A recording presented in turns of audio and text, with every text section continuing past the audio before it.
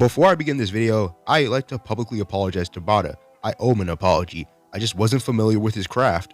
Now, dare I say, Tabata dropped the chapter of the year and going on a 3-month hiatus to plan for the final act of Black Clover, which I'll make a separate video on.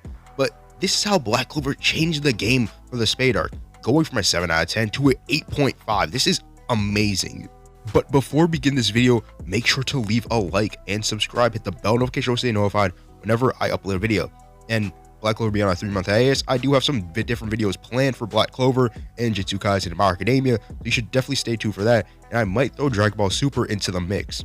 Now first, this is a new setup, so definitely we're going to start with the brief chapter summary and everything that went on, and I'm going to give you my thoughts and feedback.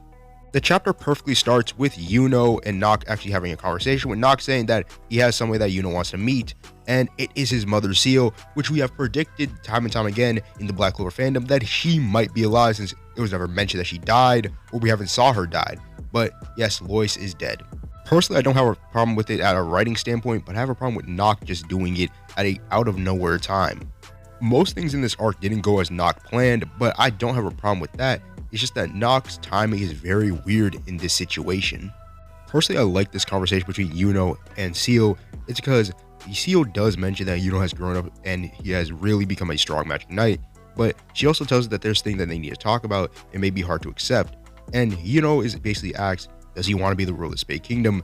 And Yuno says one of the most coolest things ever, basically him saying, hey, reject mother and embrace rival.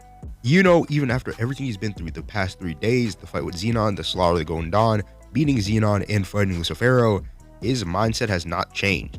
He still wants to be the Wizard King and compete with Asta. And I just like that he didn't go through a 180 and he was like, yeah, of course I'll stay. No, he doesn't know these people, and it's understandable. I think he just needs more time, and maybe one day he'll come around and rule the Spade Kingdom. But now I'm liking the rivalry between Asta and Yuno. Because let's be honest, who in the series is going to be a rival to Asta? Leopold, he hasn't done anything to start. So I'm glad that Yuno decided that he's going to stay, and he's going to lead the Golden Dawn, and he's going to try to become the Wizard King. Obviously, the character is still in the Spade Kingdom, and Asta does recognize that Lucita did love him, and he's glad that she did, and he never harbored any resentment towards her for abandoning him. And he's just glad that he got to know that his mother loved him. And Liebe says, now that you made my dream come true, it's time to make your dream come true.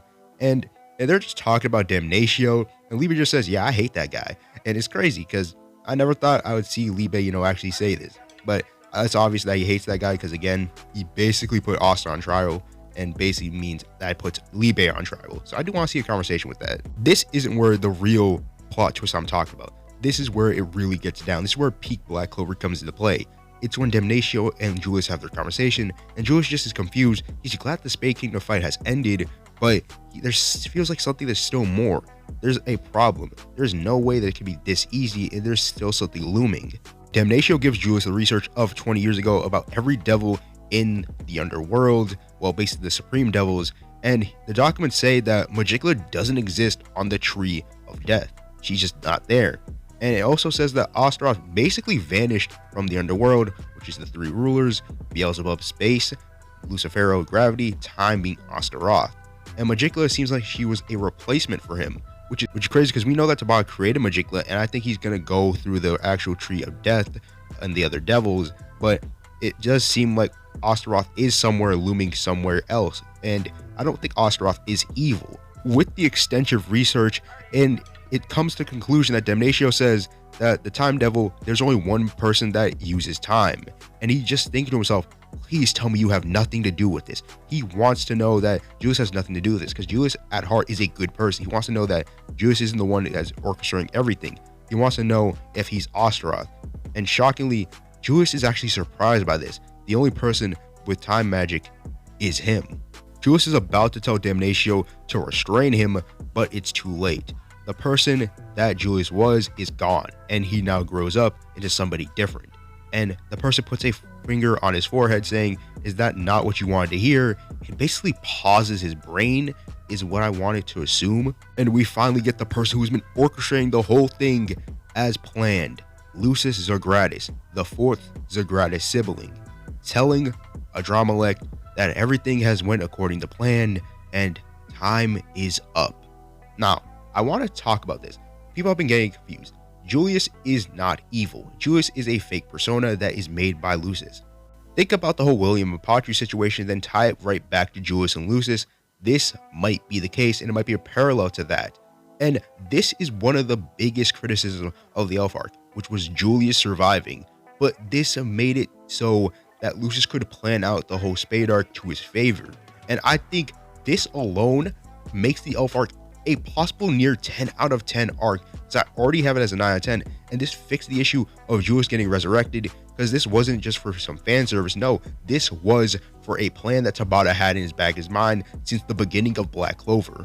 This makes the Julius vs. Patri fight much more impactful, being two people who share a body with two souls and being the same thing, two sides of the same coin. It's perfect.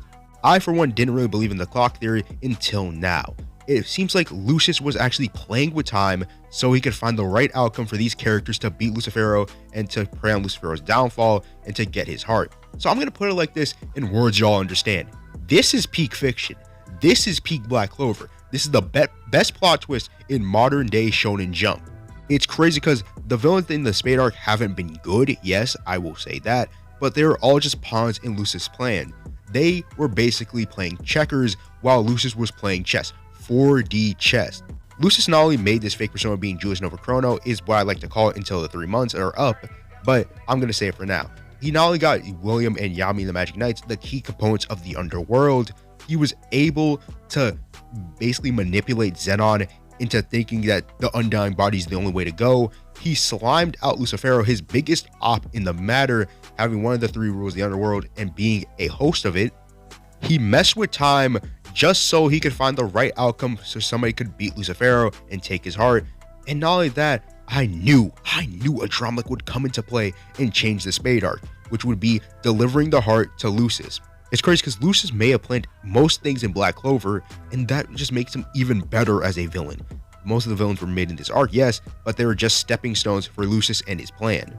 Honestly, it's crazy to think that these guys might have died multiple times, and Andromache may aside, Lucis was messing with time just to get the perfect outcome so he can see Lucifero's downfall and get rid of his biggest op and basically take his heart. And this heart is going to come into play later down the line of the story, but hey, I'm going to talk about that in a whole separate video. This is going to be crazy. I understand that people saying that this plot twist alone just to excuse the bad writing in this arc.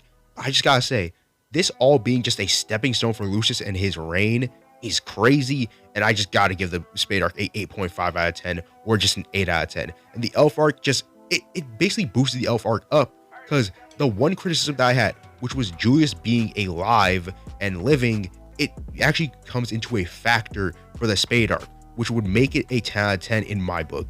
I'm gonna save what I have to say about this reveal for a later video, so I don't have to spew it out in one video in one take. So make sure to be on the lookout for that. Comment down below what's your favorite part of this chapter, and I definitely think it's the Lucius reveal. Anyways, it has been the Red Cloak. I am going to head up out of here, guys, and peace out. I'm out, guys. Peace. This is Peak Fiction, and this is Black Clover.